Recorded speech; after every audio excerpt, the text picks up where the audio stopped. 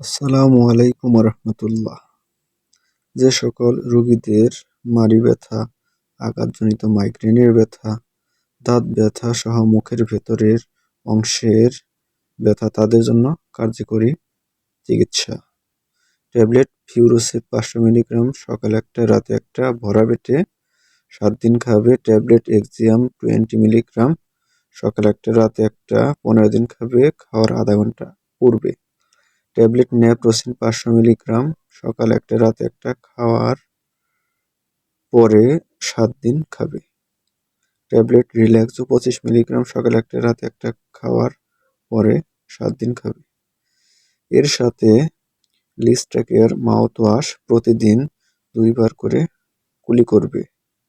এতে করে দাঁতের ভিতরে বা মাড়ির আশেপাশে যে সকল রোগ জীবাণু থাকবে তা নষ্ট করে দিবে এবং রোগীকে সুস্থতা দান করবে।